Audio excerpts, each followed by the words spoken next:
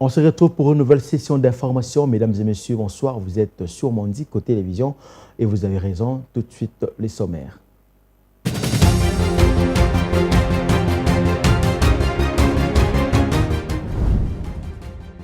À la une de l'actualité arrivée ce mercredi 4 décembre 2024 à Lobito en Angola, le chef de l'État congolais Félix Tshisekedi a pris part aux côtés de ses homologues de l'Angola, du Zambie et des États-Unis à une réunion multilatérale sur le corridor de Lobito, un réseau ferroviaire reliant les régions minières de la RDC et de la Zambie. Face à l'augmentation des actes criminels perpétrés par le Kuluna, un groupe de bandits notoires opérant principalement à Kinshasa et dans d'autres villes du pays, le gouvernement a décidé d'appliquer la peine de mort pour ceux qui seront condamnés. C'est le ministre de la Justice et garde des Sceaux Constant Mutamba qui a fait cette annonce au sortir de la réunion avec le commissaire divisionnaire de la police civile de Kinshasa, Blaise Kilimbalimba. La République démocratique du Congo va célébrer ce jeudi 5 décembre la journée nationale de l'arbre. Selon le constat, les flamboyants et les jacarandas sont de moins en moins visibles le long des avenues du centre-ville du côté résidentiel à Lubumbashi dans la province du Haut-Katanga. Leur absence prive la ville de sa belle apparence durant la période de floraison.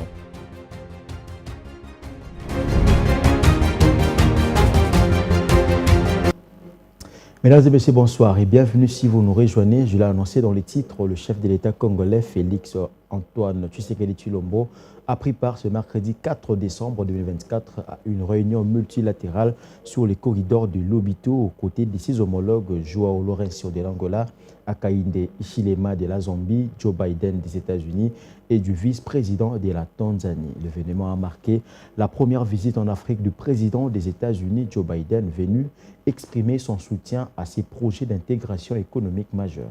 Regardez. Le chef de l'État congolais a pris part ce mercredi 4 décembre en Angola à une réunion multilatérale sur les corridors de Lobito aux côtés de ses homologues Joao Lourenço de l'Angola, Hakainde Hichilema de la Zambie, Joe Biden des États-Unis d'Amérique et du vice-président tanzanien. Plus tôt dans la journée, le président Félix Tshisekedi et ses homologues ainsi que le vice-président tanzanien avaient visité le port de Lobito et l'usine Carinho Food Processing Factory, principale industrie agro-industrielle d'Angola. Pour la RDC, c'est une opportunité stratégique pour valoriser nos ressources naturelles, a dit Félix Tshisekedi, ajoutant qu'il catalysera la création de plus de 30 000 emplois directs et indirects. Le temps de transit des marchandises actuellement de plus de 30 jours sera réduit à moins de 10 jours, a ajouté le chef de l'État congolais. Bien plus qu'un axe de transport, c'est une opportunité unique d'intégration régionale, de transformation économique et d'amélioration des conditions de vie de nos concitoyens, a poursuivi Félix Tshisekedi. Félix Tshisekedi est convaincu que ces réseaux ferroviaires reliant les régions minières de la RDC et de la Zambie est conçu pour transporter jusqu'à 20 millions de tonnes de marchandises par an d'ici 2030. Parlons à présent de la diplomatie parlementaire arrivée à Kinshasa le week-end dernier de la mission d'information du Parlement panafricain conduite par le vice-président de la Commission de la coopération des relations internationales et du règlement des conflits, Tim Léon Bakwa, a initié hier mardi 3 décembre 2024 une série de consultations avec les acteurs politiques congolais et les activistes de la société civile dans le but de recueillir les informations fiables sur la précarité de la situation sécuritaire et humanitaire dans l'est de la RDC. Commentaire de Josti Massiala.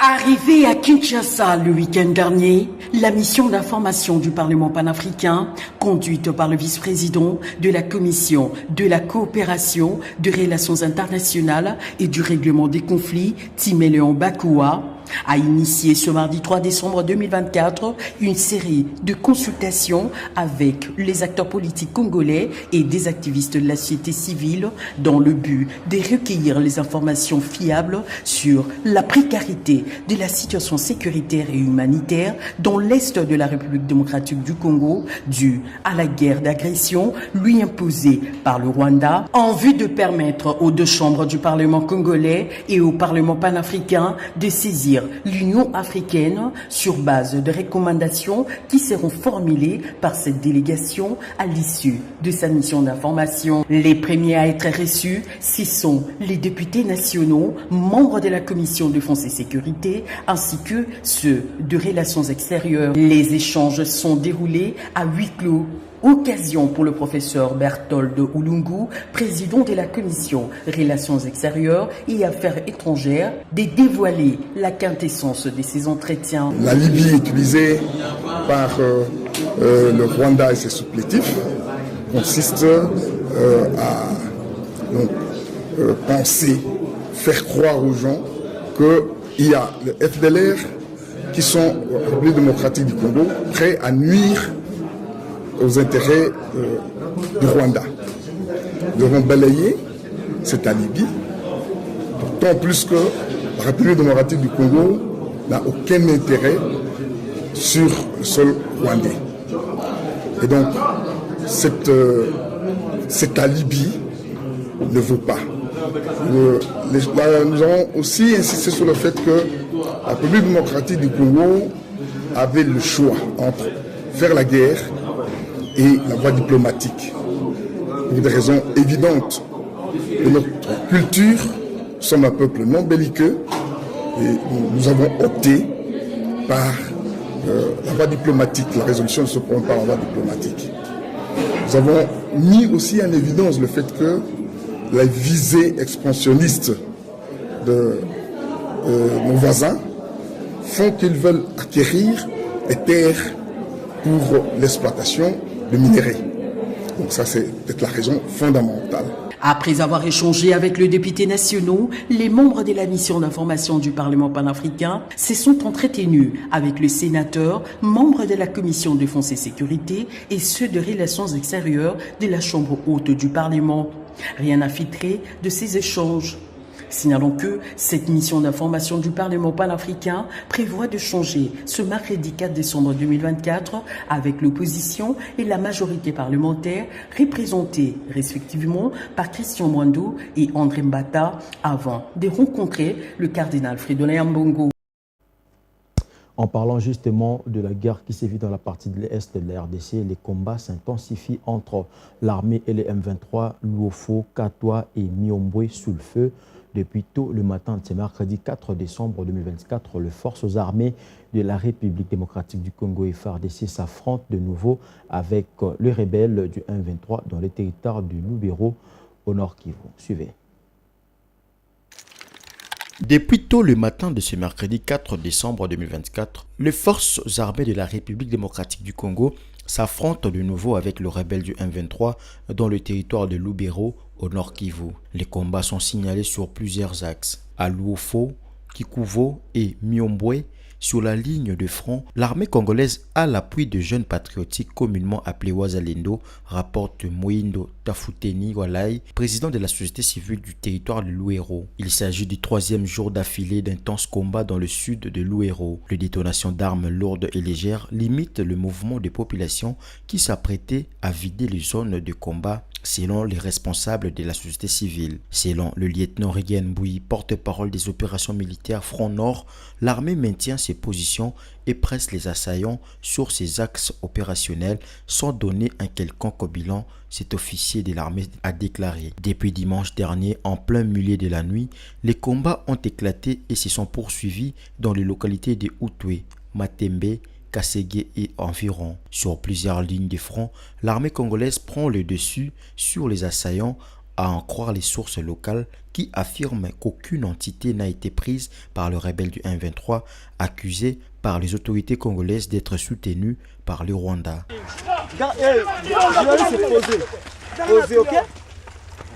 Gardez silence. Autre chose à présent, lancement officiel ce mercredi 4 décembre 2024 à Kinshasa de la campagne nationale de sensibilisation et de formation de magistrats sur l'éthique, la déontologie, la procédure disciplinaire et la lutte contre la corruption. C'est une initiative qui ambitionne de renforcer l'intégrité et la transparence au sein de l'appareil judiciaire. Dans son discours, le président du Conseil supérieur de la magistrature, Dieudonné Kamoleta, a invité le magistrat à bannir les antivaleurs pour redonner à l'appareil judiciaire toute sa crédibilité. On les suit.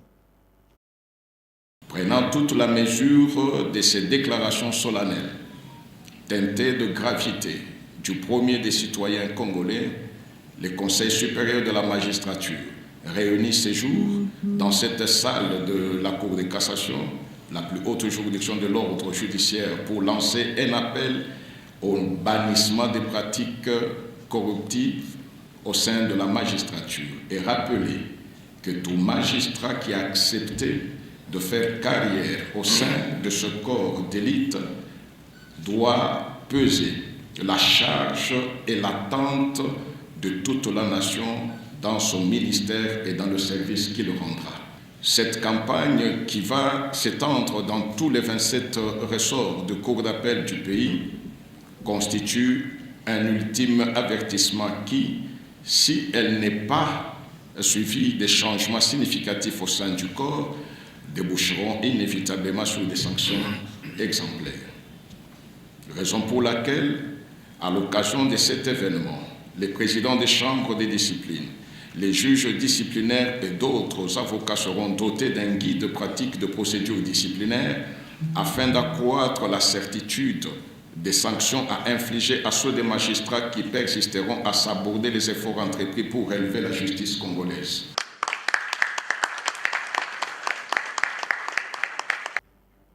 Toujours en justice face à l'augmentation des actes criminels perpétrés par les Kuluna, un groupe de bandits notoires opérant principalement à Kinshasa et dans d'autres villes du pays, le gouvernement a décidé d'appliquer la peine de mort pour ceux qui seront condamnés. C'est le ministre de la Justice et garde des Sceaux Constant Mutamba qui a fait cette annonce choc qui marque un pas dans la lutte contre le banditisme urbain. Suivez. Plus d'une fois lors des conseils des ministres pour mettre fin au phénomène de banditisme urbain qui sévit dans certaines grandes villes du pays, y compris dans la capitale qui est la ville province de Kinshasa. Les Kuluna continuent de s'aimer mort et désolation dans la capitale ainsi que dans d'autres villes du pays. Les Kuluna endeuillent nos familles.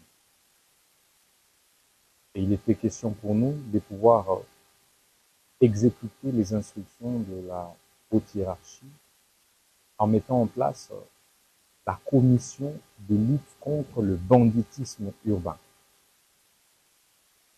Cette commission est composée des hauts magistrats, militaires et civils, composée également du commissariat provincial de la police, va travailler sur l'opération Zéro Kuluna dans la ville de Kinshasa, tout comme dans d'autres villes du pays.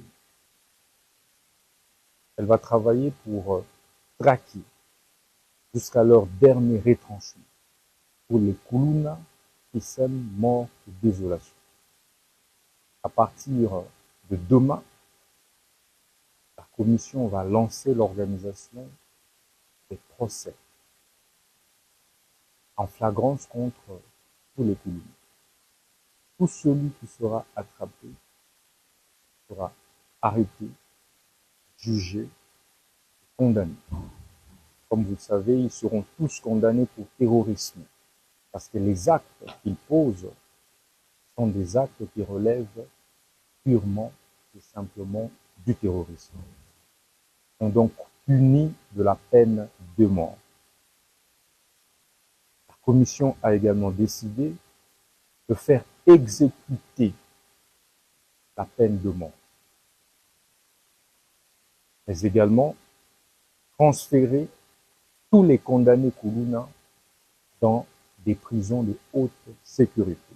Le premier lot des Kuluna qui sont condamnés cette semaine sera évacué à Anginga et dans d'autres prisons déjà ce week-end.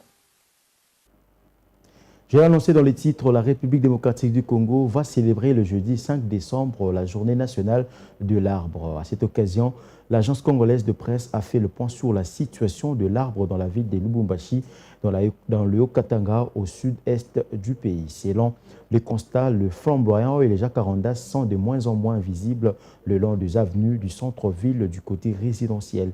Leur absence prive la ville de sa belle apparence durant la période de floraison. Comment en est arrivé là? Élément de réponse dans ces reportages. Chaque année, entre septembre et décembre, quelques avenues du centre-ville de Lubumbashi sont ornées par des fleurs de flamboyants et des jacarandas. Durant cette période de l'année, ces arbres emblématiques de la capitale du cuivre offrent un décor magnifique aux habitants de la ville. Ces deux espèces rivalisent par les belles couleurs de leurs fleurs. Malheureusement, depuis quelques années, le nombre de jacarandas et des flamboyants ne cesse de diminuer. À l'hôtel de ville, la vétusté de ces essences est la raison principale de leur diminution. Ils ne savent plus résister aux vents violents. Vous voyez vous-même sur la ville, ça pose toujours des problèmes à cause de la vieillesse. Ce sont des arbres qui ont grandi, qui font vraiment beaucoup d'années, qui ont fait beaucoup d'années, et la raison pour laquelle, par manque de résistance de leurs racines, et ça commence à tomber. La vétusté n'est sûrement pas la seule cause de la disparition des jacarandas et flamboyants. Le manque d'entretien et l'abattage lors des grandes constructions sont aussi à la base de leur diminution en nombre. Pour remédier à cette situation, la mairie de Lubumbashi compte lancer dans les jours à venir une campagne de reboisement à travers la ville. Les vieux arbres seront remplacés par des jeunes. Les vieux arbres seront remplacés par de plus jeunes. Chaque endroit devra recevoir des arbres adaptés. Nous avons certaines espèces qu'on aura toujours à voir par où planter, mais avec les jacarandas, on fera aussi le choix du milieu, de l'endroit là où on doit les mettre pour éviter, lorsque ça vieillisse, que ça ne puisse pas créer des problèmes à la population. Depuis plus de 20 ans, d'autres espèces d'arbres ont été utilisées lors des campagnes de reboisement pour remplacer des arbres centenaires à l'instar des jacarandas et des flamboyants. La plus prisée est l'acacia pour sa croissance rapide. Cependant, il s'est avéré inefficace selon ces pépiniéristes qui travaillent depuis 30 ans au centre-ville de Lubumbashi. Les flamboyants et les jacarandas, ce sont des espèces résistantes aux vents violents. Donc vous pouvez les planter. Ça résiste vraiment. Et puis par sa décoration, lorsqu'ils sont en fleurs, ce sont des espèces qui décorent vraiment les avenues. Et ce sont des espèces qui restent pendant longtemps. Nous enregistrons aussi certains miniers dans le cadre du reboisement et la lutte contre le réchauffement climatique. Au jardin botanique de Lubumbashi, la pépinière regorge plusieurs types d'arbres, notamment le jacarandas et des flamboyants. L'agronome Gelor Moulimbi s'occupe de l'arboriculture dans cette pépinière. Selon lui, les jacarandas et les flamboyants restent les espèces les mieux adaptées à la ville de Lubumbashi. Revenons à Kinshasa, les embouteillages devenus monnaie courante dans la capitale congolaise qui ont des conséquences économiques sur le passager qui emprunte les transports en commun à cause de ces bouchons qui durent de longues heures qui quasiment sur toutes les grandes artères de la ville. Les conducteurs de taxi et taxibus ont majoré le prix de la course allant parfois du simple au double, voire même le triple. Cette majoration se répercute sur le budget des usagers obligés de dépenser des sommes importantes pour se déplacer d'un point de la ville à l'autre. Je vous propose de suivre ce reportage. Il est 13h et c'est l'heure de pointe à Kinshasa. Sur l'avenue Kasavubu, à son croisement avec l'avenue Tombalbaye au centre-ville de Kinshasa, le passage est difficile pour les piétons, les taxis-motos et les véhicules. Ce parking occasionnel aux environs de l'hôtel de ville de Kinshasa grouille du monde et des taxis-bus qui se précipitent pour quitter le centre-ville et retourner à la cité. Prendre un transport de chez soi pour le centre-ville de Kinshasa relève d'un parcours de combattant pour tout usager des routes dans cette ville cosmopolite des près de 15 millions d'habitants. Mabiala habite le quartier Ozone dans la commune de Ngaliema à l'ouest de Kinshasa. Les difficultés des transports, il en connaît quelque chose. Quand je prends le transport à l'Ozone, je quitte à 6h, 6h30 et j'arrive en ville au moins à 9h. D'autres jours, nous arrivons même à 10h. Autrefois, quand le transport était normal, on quittait à 6h et à 8h, on était déjà en ville. Les percepteurs d'argent de transport dans le bus expliquent de leur côté les difficultés qu'ils rencontrent pour réunir les recettes journalières contractuelles, situation qui les oblige à augmenter le prix de la course et se débrouiller pour se frayer un chemin. J'ai fixé le prix de transport à 4 000 francs. Il est vrai que le prix a augmenté, mais quand je calcule le prix de carburant et les embouteillages, il n'y a pas de route jusqu'à ce que j'arrive à Lupin. Je peux passer 3 heures en cours de route, donc je suis coincé dans les embouteillages. Si le prix reste à 1000 francs ou 1500, là je n'ai rien fait pour ces véhicules. La perturbation du trafic routier à Kinshasa a un coût économique pour chaque habitant, surtout ceux qui vivent de l'économie de survie. Lukusa Kaoulou est journaliste économique à l'agence congolaise de presse. Selon cet observateur, il faut repenser l'urbanisation de la ville de Kinshasa. La façon dont la ville est construite actuellement favorise ces embouteillages interminables. La situation de la circulation à travers la ville de Kinshasa, c'est un problème d'abord d'urbanisation. La ville est urbanisée de sorte qu'il y a une forte concentration et des services sociaux, des services de l'État dans un seul coin. Et chaque matin, les véhicules sont orientés vers Gombe. Et le soir, c'est le même mouvement. La population quitte le centre d'affaires pour leur habitation. Ce mouvement entraîne une perte de recettes pour les transporteurs. Créé en 1881 sur la rive sud du Mpul Malebo, actuellement Galima, par l'explorateur Sonley, Kinshasa s'est beaucoup étendu au fil du temps vers le sud et l'est sous l'effet de l'exode rural, accentué par les conflits armés de ces dernières décennies dans certaines provinces du pays. Les deux grandes avenues Bokassa et Kasavubu, qui respectivement facilitent l'entrée et la sortie de la ville, sont complètement abîmées dans leur tronçon, allant de leur croisement avec les avenues Kabambare et Funa pour la première et avec les avenues Kato et Kabambare pour la seconde. En dépit de cette situation, les autorités urbaines continuent de chercher des voies et moyens pour mettre fin à ce calvaire, surtout à l'approche de fêtes de fin d'année. Ce jour est terminé, place à présent au rappel des titres.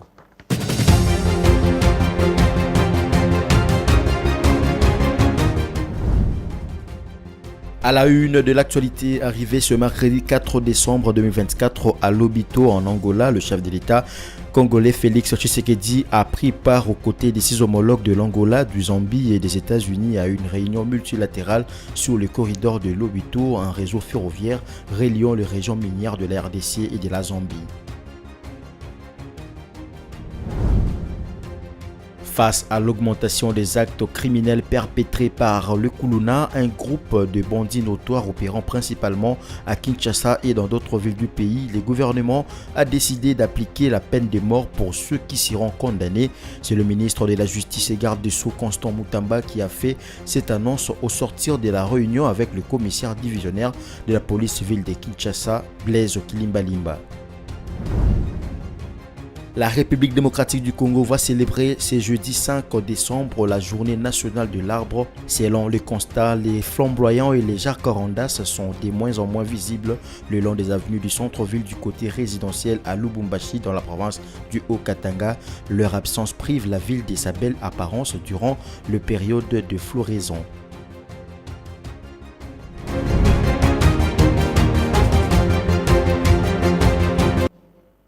Ainsi s'achève cette grande édition du journal, mesdames et messieurs. Merci de l'avoir suivi. Bonne suite des programmes sur Mondico Télévision. Au revoir.